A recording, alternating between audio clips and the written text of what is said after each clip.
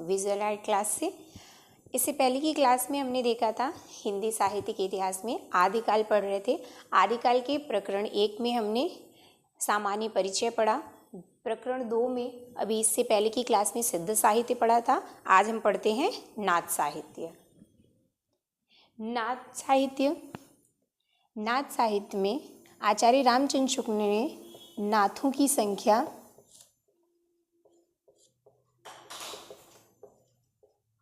कितनी मानी है? 9। जिस तरह आपकी सिद्ध साहित्य में सिद्धों की संख्या 84 सिद्ध माने गए थे, उसी तरह आपके नाथ साहित्य में कुल 9 नाथ माने गए। नाथ साहित्य के अन्य नाम हैं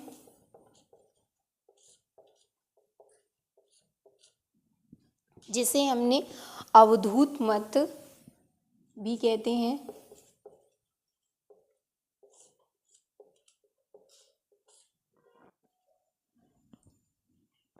सिद्ध मत,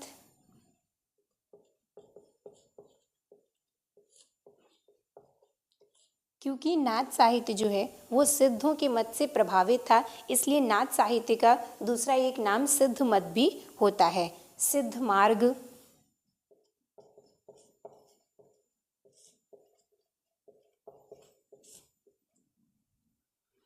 योग संप्रदाय,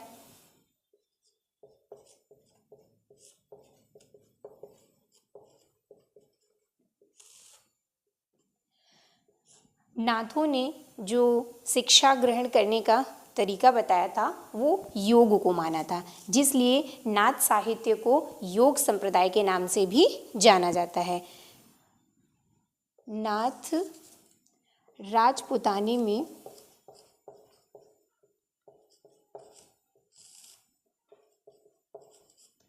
पश्चिमी भाग की तरफ पाए जाते हैं।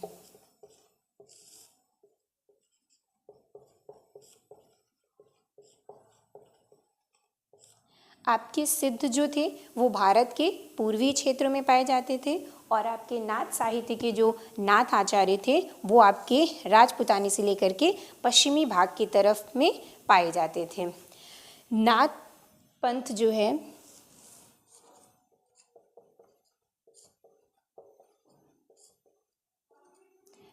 बौद्धों की ब्रजयान शाखा से निकला हुआ माना जाता है।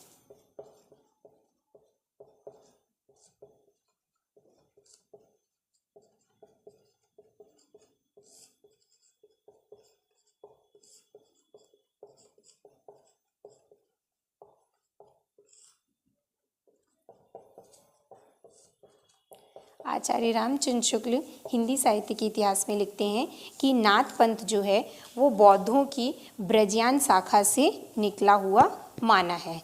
ठीक है, इसमें आचार्य रामचंद्र शुक्ल ने कहा कि नाथ साहित्य के अंतर्गत हिंदू व कई नाथ आपके मुसलमान भी थे। जैसे इससे पहले हमने देखा सिद्ध साहित्य में भी सिद्ध जो थे वो विभिन्न जातियों के थे, इसमें भी आपके हिंदू व मुस्लिम दोनों जाति के लोग पाए जाते थे। नाथ पंथ में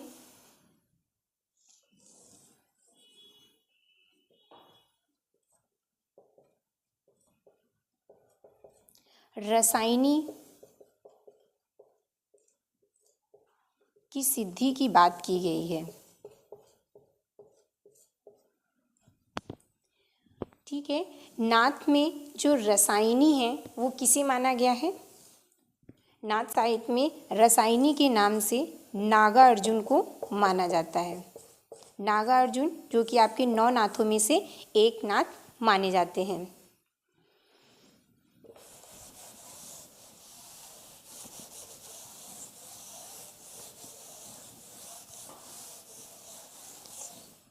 जिस तरह आपका सिद्ध साहित्य में नाद और बिंदु के योग से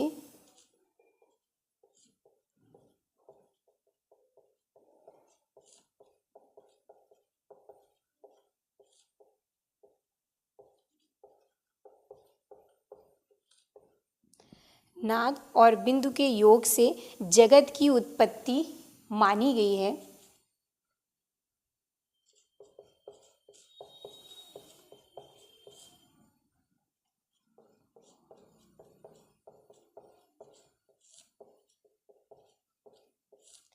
मानी है। ठीक है, तो ये आपका सिद्ध और नाथ दोनों ही मानते हैं। सिद्ध भी जो थे वो मानते हैं नाद और बिंदु के योग से जगत की उत्पत्ति हुई थी। ठीक है, एक तरह से सिद्ध साहित्य के बाद जब नाथ साहित्य आया था तो कहीं ना कहीं आपको नाथ साहित्य में सिद्ध साहित्य की झलक देखने को मिलती है। नाथ पंथ के जो योगी थे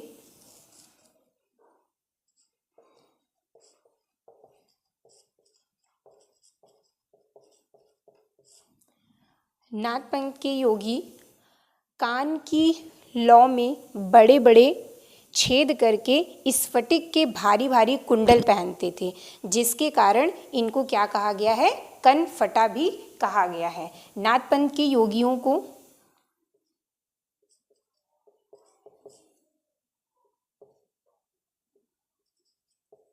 क्या कहा जाता था, कनफटा भी कहा जाता था। आपसे ये क्वेश्चन पूछता है कि किन साहित्य के आचार्यों को या किन को कनफटा की उपाधि दी गई थी, तो जो आपके नाथ साहित्य में आते हैं उनको क्या कहा गया था, कनफटा कहा गया था। क्यों कहा गया था, क्योंकि इन्होंने कान की लौ में ये बड़े बड़े छेद करवाते थे और उसमें एक स्फटिक के भारी भारी कुंडल पहनते थे।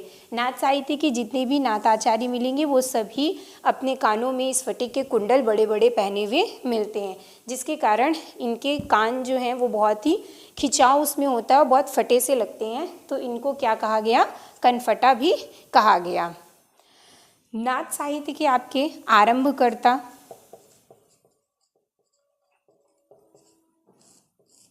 गोरखनाथ को माना जाता है। नाथ साहित्य के आरंभकर्ता या नाथ साहित्य के प्रवर्तक किसको माना गया है, गोरखनाथ को। हिंदी साहित्य में षट चक्र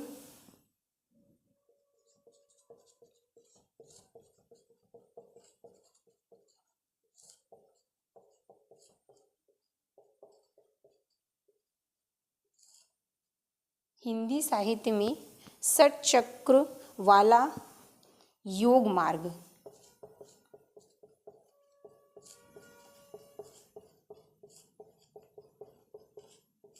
किसने चलाया था, गोरखनाथ ने चलाया था। हिंदी साहित्य में षट चक्र वाला जो योग मार्ग चलाया गया था वो भी किसके द्वारा चलाया गया था, गोरखनाथ के द्वारा। इससे पहले हमने देखा था योग साधना की बात किसने की थी, गोरखनाथ ने की थी, या नाथ संप्रदाय के अंतर्गत आता है। गोरखनाथ ने नाथ संप्रदाय में हठ योग की बात की है।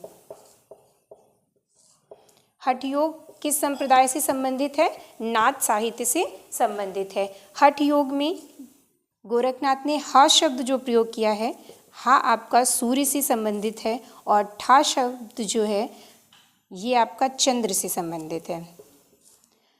और नाथ साहित्य के अंतर्गत नाथ मानते हैं कि सूर्य और चंद्र के योग से जो सिद्धि की प्राप्ति की जाती है वो आपकी योग मार्ग के द्वारा होती है, और इसे ही क्या कहा गया, हठ योग कहा गया। हठ योग में हा शब्द जो है वो आपका सूर्य का प्रतीक है और ठा जो है वो चंद्र का प्रतीक है, और इन्होंने कहा है कि दोनों के संयोग से ही हठ योग निर्मित हुआ है। हठ योग जो है वो ईश्वरवाद की साधना को लेकर के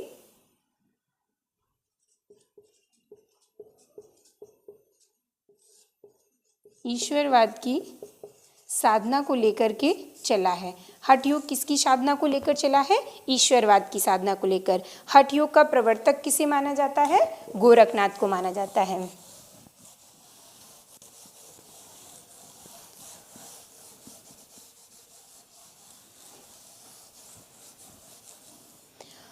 अब हम इसके आगे देखते हैं कितने जो नाथ आपके हुए थे, 9 नाथ, इनको आचार्य रामचंद्र शुक्ल ने कौन कौन से नाथ आपके रखे हैं।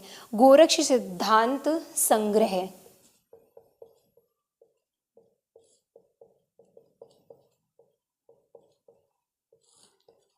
गोरक्ष सिद्धांत संग्रह आचार्य रामचंद्र शुक्ल ने अपनी हिंदी साहित्य के इतिहास में बताया कि गोरक्ष सिद्धांत संग्रह में 9 नाथों का जो उल्लेख किया गया है वो आपके कौन से थे। पहला जिसमें उन्होंने माना है नागार्जुन,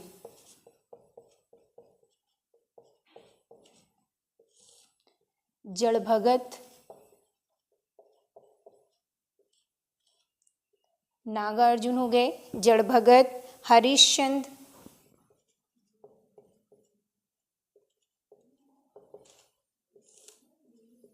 सत्यनाथ, भीमनाथ, ठीक है, गोरक्षनाथ,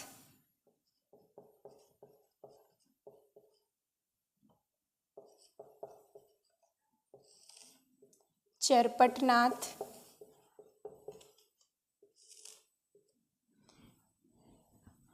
जलंधर,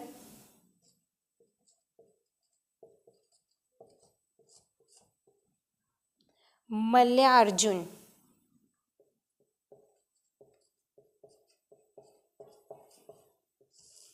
ठीक है। आपने कहा गोरक्ष सिद्धांत संग्रह में आचार्य रामचंद्र शुक्ल ने जो 9 नाथों की संख्या बताई है वो कौन से बताए हैं नाम। नागार्जुन, जड़भगत, हरिश्चंद्र, सत्यनाथ, भीमनाथ, गोरक्षनाथ, चरपटनाथ, जलंधर और मल्ल्यार्जुन, ठीक है। गोरक्षनाथ ही आपके ये गोरखनाथ माने जाते हैं। ये किसके अनुसार है, आचार्य रामचंद्र शुक्ल के अनुसार, आचार्य शुक्ल ने माने हैं। जिसमें से आपके नागार्जुन,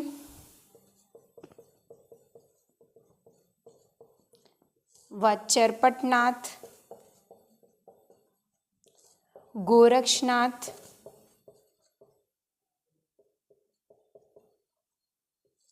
व आपके जलंधर,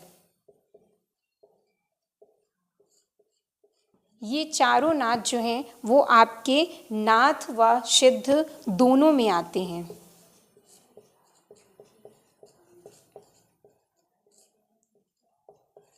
ठीक है, आपसे ऑप्शन में पूछ लिया जाता है कि कौन से नाथ जो हैं वो नाथ और सिद्ध दोनों की परंपरा के अंतर्गत आते हैं। तो आपके 4 नाथ ऐसे हुए हैं, नागार्जुन, चरपटनाथ, गोरक्षनाथ और जलंधर, जो कि नाथ व सिद्ध दोनों साहित्य की परंपरा के अंतर्गत आते हैं।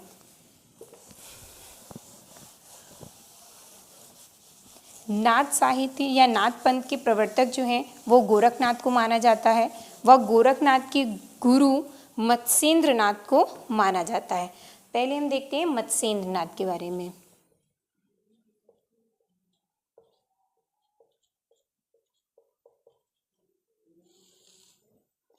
मत्स्येंद्रनाथ, मत्स्येंद्रनाथ जो हैं इनके अन्य नाम भी हैं। इनको मीननाथ भी बोला जाता है,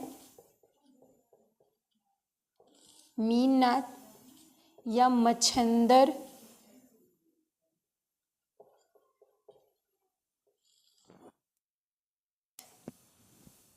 या इन्हीं ही चौथे बोधिसत्व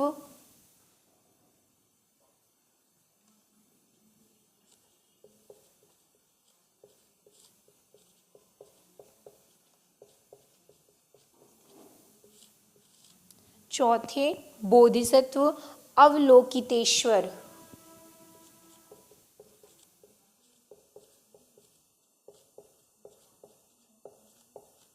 चौथे बोधिसत्व अवलोकितेश्वर के नाम से भी जाना जाता था। वैसे मत्स्येंद्रनाथ का जो वास्तविक नाम था, मत्स्येंद्रनाथ का वास्तविक नाम क्या था, विष्णु शर्मा था। और मत्स्येंद्रनाथ के शिष्य कौन थे, गोरखनाथ माने जाते हैं। मत्स्येंद्रनाथ के गुरु आपके आदिनाथ माने जाते हैं। ठीक है, मत्स्येंद्रनाथ के गुरु कौन माने जाते हैं, आदिनाथ। मत्स्येंद्रनाथ की रचना है काल ज्ञान निर्णय, मचेन नाथ की रचना जो है काल ज्ञान निर्णय, और इसका संपादन प्रबोध चंद्र बागीची ने किया था। प्रबोध चंद्र बागीची ने किया था। ठीक है। इसके अलावा प्रबोध चंद्र बागीची ने गोरखनाथ की रचना जो गोरखवाणी है उसका भी संपादन प्रबोध चंद्र बागीची ने किया था। या मचेन नाथ जो कि गोरखनाथ के गुरु थे, उन्होंने मचेन नाथ की रचना जो काल ज्ञान निर्णय है उसका संपादन किसने किया था? प्रबोध चंद्र बागीची ने किया था।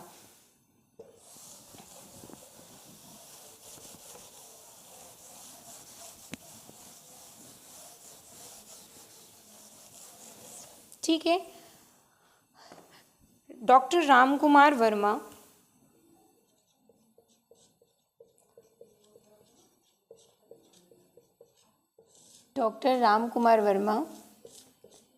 ने अपनी हिंदी साहित्य के इतिहास जो इन्होंने लिखा था उसमें जो 9 नाथों की संख्या रखी थी वो उन्होंने उसका अलग क्रम रखा था। इनके अनुसार जो 9 नाथ थे वो कौन से थे? पहला इन्होंने लिखा था आदिनाथ को, जिसे इन्होंने बालनाथ भी कहा है। आदिनाथ को क्या कहा जाता था? बालनाथ। आदि नाम का अन्य नाम बालनाथ, या इन्हीं ही आदिनाथ को जलंधर भी कहा जाता है। इसके बाद आपके आते हैं मत्स्येंद्रनाथ।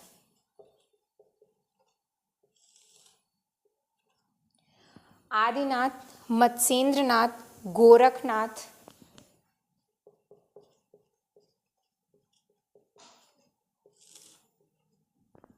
गाहिणीनाथ,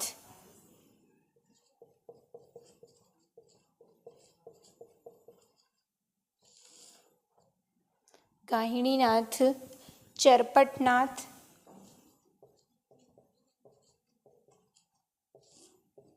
चौरंगीनाथ,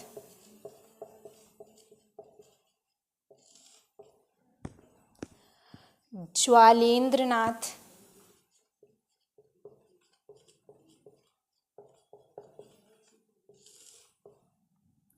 बृहदनाथ और आपके गोपीचंद्र नाथ।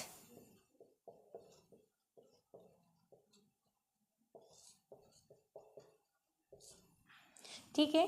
डॉक्टर रामकुमार वर्मा के अनुसार जो 9 नाथ हुए थे उसमें आपके आदिनाथ, मचेननाथ, गोरखनाथ, गाहिणीनाथ, चरपटनाथ, चौरंगीनाथ, ज्वालेंद्रनाथ, बृहदनाथ और गोपीचंद्रनाथ लिए हैं इन्होंने। ठीक है। इसके आगे आदिनाथ को परिवर्ती संतों ने, जो आदिनाथ हैं इनके बाद के जो संत रहे हैं उन्होंने आदिनाथ को शिव के नाम से भी बुलाया है। आदिनाथ को किसने उपाधि दी है? उनके जो परिवर्ती संत रहे हैं उन्होंने आदिनाथ को शिव के नाम से जाना है। ठीक है। इसके बाद आपके जो चरपटनाथ हैं, चरपटनाथ को चरकानंद भी कहा जाता है। चरपटनाथ का अन्य क्या नाम है? चरकानंद भी कहा जाता है। ठीक है। और आपके चौरंगीनाथ हैं, इनको चौरंगीनाथ जो हैं वो पूरन भगत नाम से भी प्रसिद्ध हैं। चौरंगीनाथ पूरन भगत नाम से जाने जाते हैं। नागार्जुन को हमने इससे पहले बताया था, नागार्जुन को रसायनी के नाम से भी जाना जाता है। ठीक है। तो ये आपके हो गए डॉक्टर रामकुमार वर्मा के अनुसार जो 9 नाथों का क्रम है। क्योंकि आपसे पूछ लिया जाता है आचार्य रामचंद्र शुक्ल के अनुसार जो नाथों का क्रम है वो क्या था, और कभी कभी डॉक्टर रामकुमार वर्मा के अनुसार आपसे नाथों का क्रम पूछा जाता है। ठीक है। अब हम देखते हैं गोरखनाथ।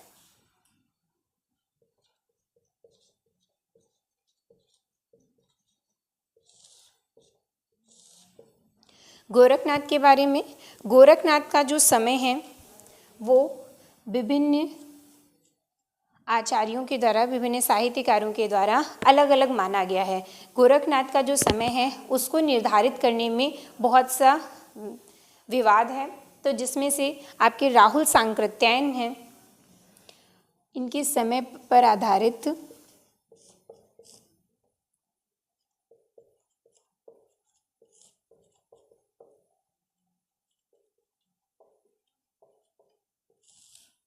राहुल सांकृत्यायन ने गोरखनाथ का जो समय है वो 845 ईस्वी माना है। 845 ईस्वी माना है। दूसरा है आपके हजारी प्रसाद द्विवेदी।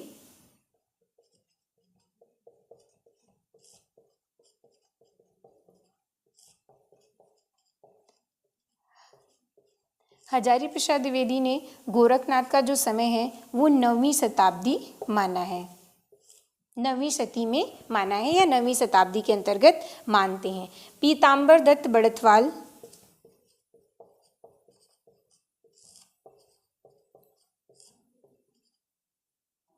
पीताम्बर दत्त बड़थवाल,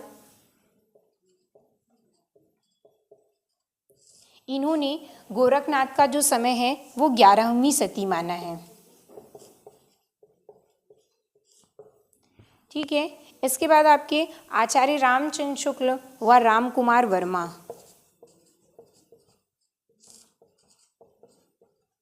रामचंद्र शुक्ल व रामकुमार वर्मा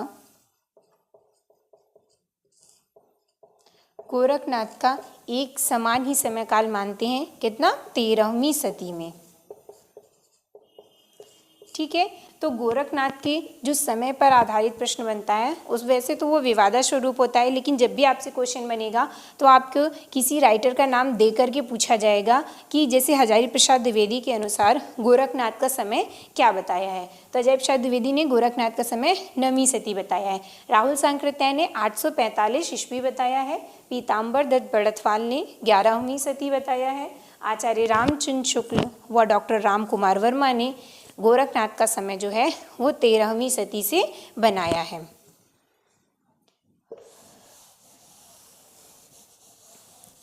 गोरखनाथ की जो कुल हमने इसे पहले बताया, गोरखनाथ के गुरु का क्या नाम था? मत्स्येंद्रनाथ था।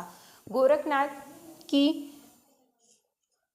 कुल जो है 14 रचनाओं को प्रमाणिक माना गया है। 14 रचनाओं को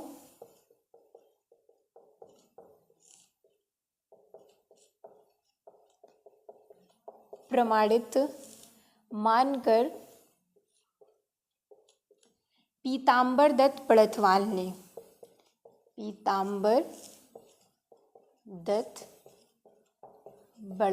ने गोरखनाथ की जो रचनाएं थी उनके गोरखबानी नाम से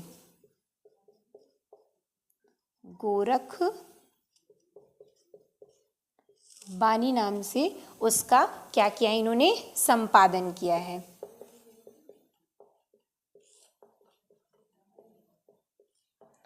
गोरखबानी जो रचना है वो किसकी है? गोरखनाथ की है। लेकिन अगर पूछा जाए कि गोरखनाथ की रचना जो गोरखबानी है इसका संपादन किसने किया है, तो पीताम्बर दत्त बड़थवाल ने। या फिर गोरखबानी का संकलन किसने किया है?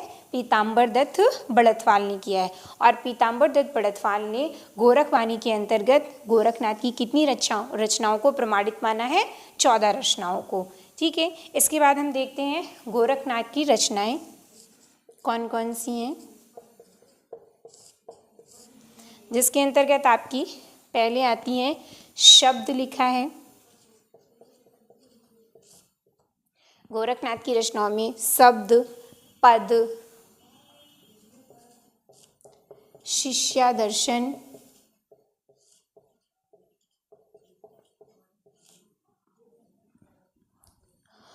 इसके अलावा इन्होंने लिखी है प्राण शंकली,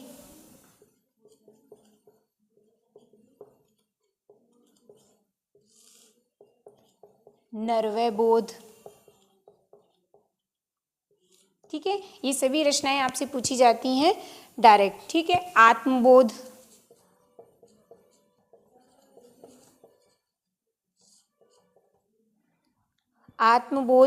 सप्तवार, पंचमात्रा,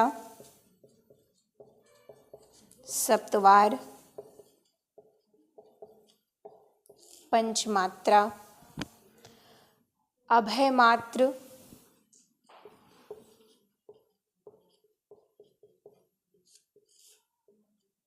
अभय मात्र 15 तिथि,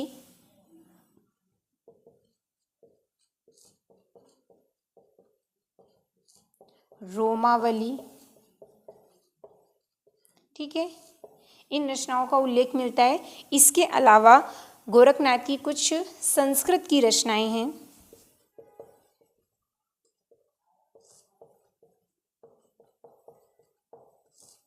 संस्कृत रचनाओं के अंतर्गत गोरखनाथ की कौन सी रचना आती हैं? सिद्ध सिद्धांत पद्धति,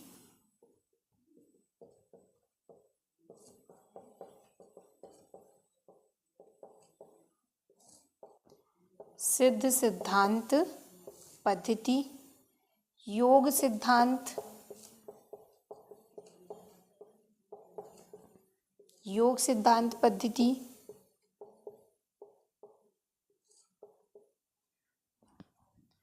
ठीक है, और योग चिंतामणि,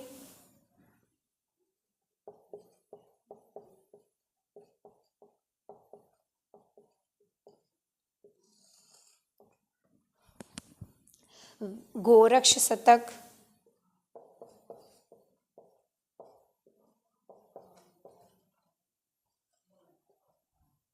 गोरक्ष शतक, विराट पुराण,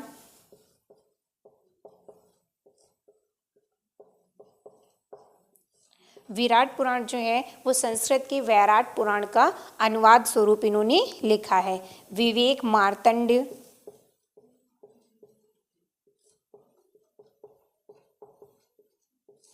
विवेक मार्तंड और निरंजन पुराण,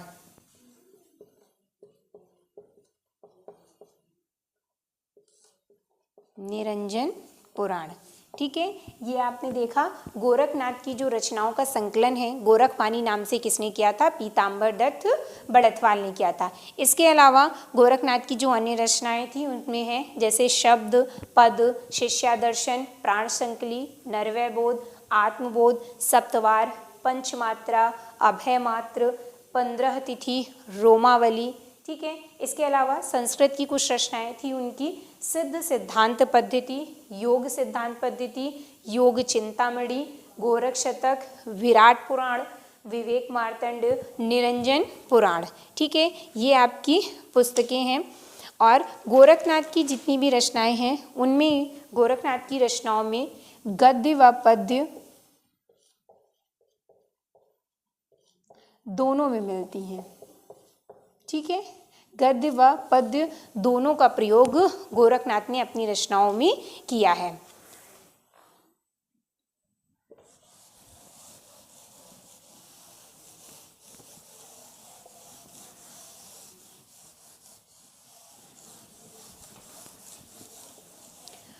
गोरखनाथ ने हिंदुओं और मुसलमानों दोनों के विद्वेष को दूर करने के उद्देश्य से जो साधना मार्ग का चलाया था, उस साधना मार्ग का संभावना जो है वो किसने शुरू की थी? गोरखनाथ ने। अर्थात कि जब सिद्ध आए थे तो उसमें बहुत सी भ्रांतियां पैदा की गई थी, लेकिन जब आपके गोरखनाथ आए हैं तो उन्होंने हिंदू मुस्लिम की एकता से संबंधित बात भी कही है, जिसमें उन्होंने बताया है कि हिंदू मुस्लिम जो साधना मार्ग है वो उन्होंने एक ही बताया है। ठीक है, मिश्र बंधुओं ने गोरखनाथ को, जो आपके मिश्र बंधु थे, मिश्र बंधुओं ने गोरखनाथ को हिंदी का प्रथम गद्य लेखक माना है। मिश्र बंधुओं ने गोरखनाथ को हिंदी का प्रथम गद्य लेखक माना है।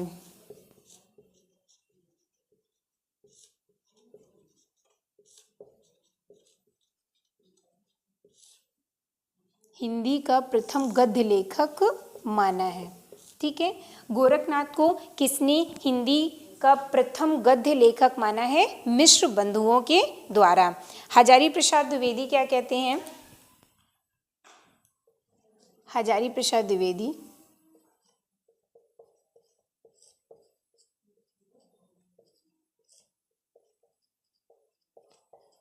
हजारी प्रसाद द्विवेदी गोरखनाथ के बारे में लिखते हैं, शंकराचार्य के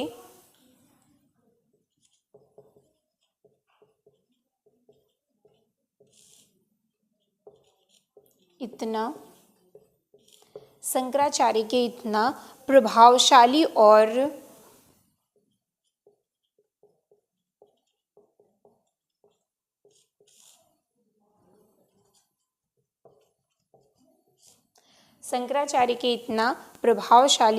महिमान्वित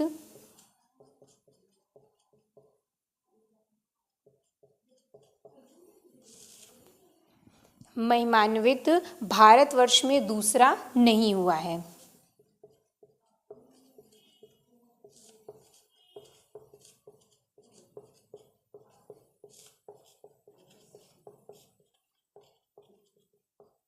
ठीक है, आचार्य हजारी प्रसाद द्विवेदी मानते हैं कि शंकराचार्य के बाद उनके समान जो प्रभावशाली हो, जिसकी महिमा इतनी हो, वो आपके गोरखनाथ के अलावा और दूसरा नहीं हुआ है। ठीक है, ये आपसे सीधे पंक्ति देके पूछ ली जाती है कि शंकराचार्य के इतना प्रभावशाली और महिमान्वित भारतवर्ष में दूसरा नहीं हुआ है, ये पंक्ति किसके लिए कही गई है? तो ये किसने कही है? हजारी प्रसाद द्विवेदी ने। वो भी किसके लिए कही गई है? गोरखनाथ के लिए कही गई है कि शंकराचार्य के बाद जो भारतवर्ष में प्रभावशाली दिखाया गया है वो किसको माना है? हजारी प्रसाद द्विवेदी ने गोरखनाथ को माना है।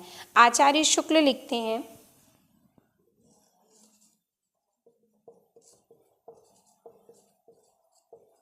आचार्य शुक्ल अपनी हिंदी साहित्य के इतिहास में लिखते हैं, गोरखनाथ के नाथ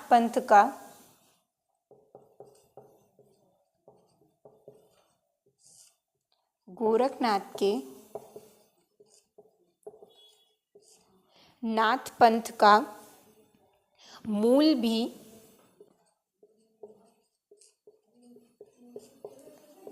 बौद्धों की यही ब्रजयान शाखा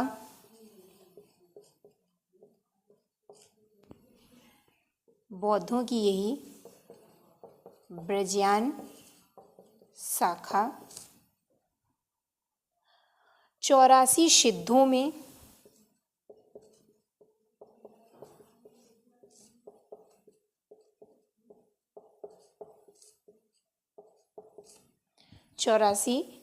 में गोरखनाथ भी गिने गए हैं।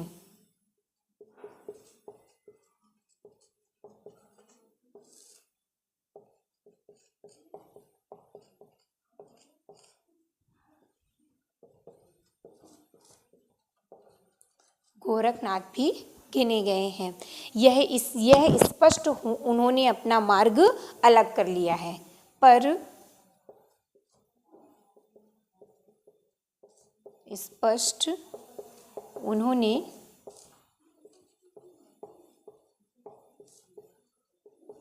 अपना मार्ग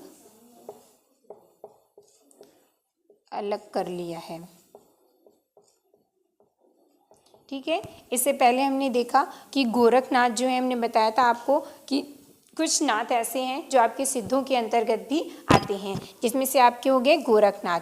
गोरखनाथ ने नाथ पंथ की शुरुआत की थी, तो इसमें ये भी आचार्य रामचंद्र शुक्ल ने कहा कि जो 84 सिद्ध हैं उसमें गोरखनाथ को भी गिन लिया गया है। लेकिन गोरखनाथ की जो नाथ पंथ है उसका मूल भी जो है वो बौद्धों की ब्रजयान शाखा ही रही है, जिसके कारण ये आगे जाकर के उन्होंने अपना मार्ग जो है वो सिद्धों से अलग कर लिया था। ठीक है, नेक्स्ट आपका है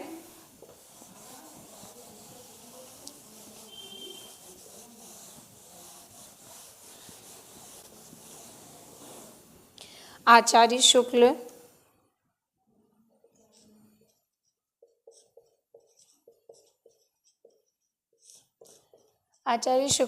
नाथपंथ के उसमें कहते हैं, नाथपंथियों की जो अंतर साधना थी,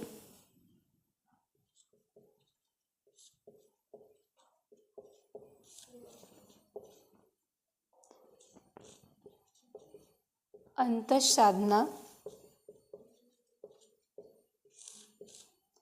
पक्ष शून्य पर आधारित था।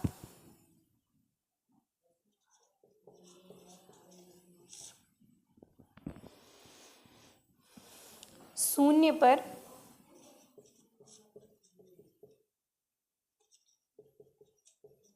आधारित था व इसमें प्रेम तत्व का अभाव था।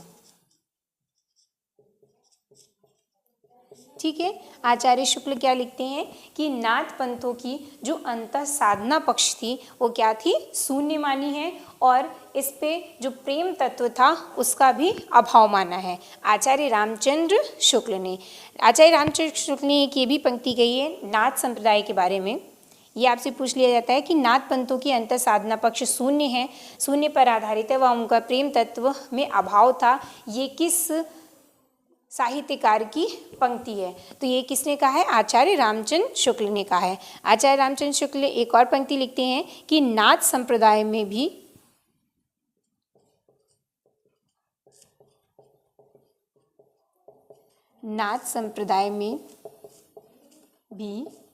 शास्त्रज्ञ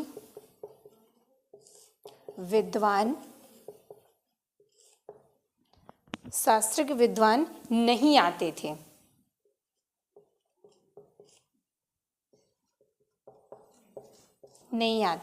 ठीक है, आचार्य रामचंद्र जी आपसे पूछा जाता है जिसके कारण आचार्य रामचंद्र शुक्ल ने ये बताया कि नाथ संप्रदाय के अंतर्गत शास्त्रज्ञ विद्वान नहीं आते थे, इसलिए इन्होंने सिद्ध व नाथ साहित्य को केवल एक सांप्रदायिक शिक्षा मात्र माना है।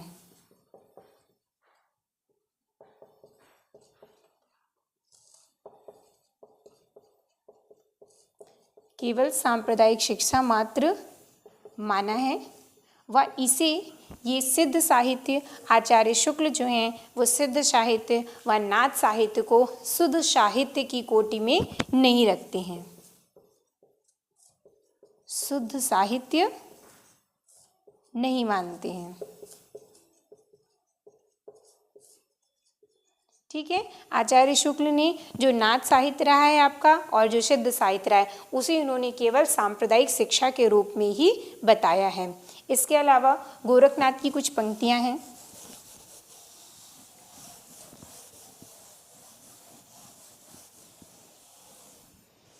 जो पूछी जाती हैं। गोरखनाथ ने पंक्तियां,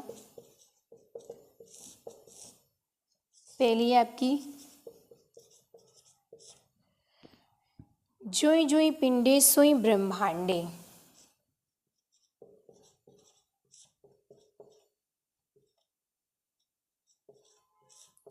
सोई ब्रह्मांडे। ठीक है, एक पंक्ति हो गई। गोरखनाथ ने लिखी है जोई जोई पिंडे सोई ब्रह्मांडे, अवधू मन चंगा, अवधू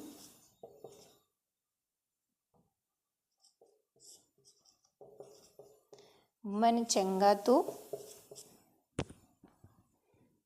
कठौती में गंगा।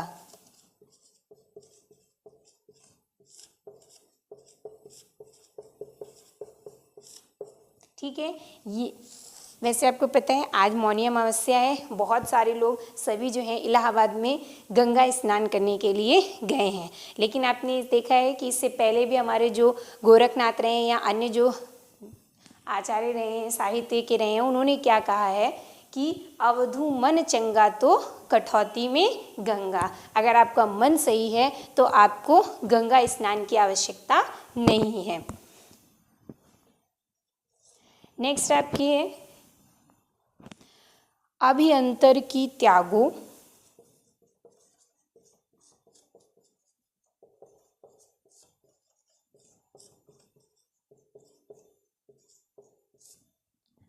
अभिअंतर की त्यागो माया। किसकी पंक्ति है? गोरखनाथ ने। नेक्स्ट पंक्ति है आपकी नाथ बोले अमृत वाणी,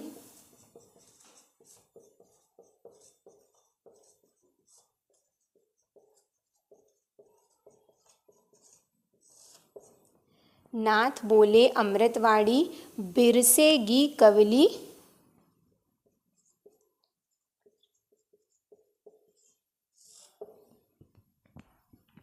कवली मीजे।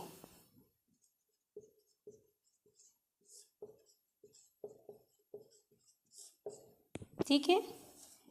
नेक्स्ट पंक्ति जो आपकी बहुत पूछी जाती है, 9 लाख पातरी आगे नाचे।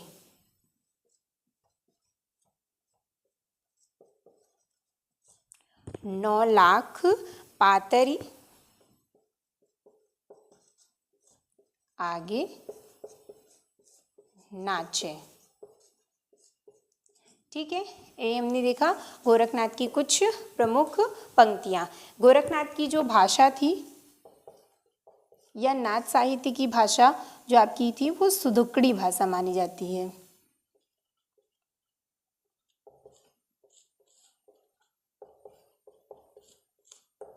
ठीक है, आज हमने देखा नाथ साहित्य। कल की क्लास में हम देखेंगे जैन साहित्य के बारे में।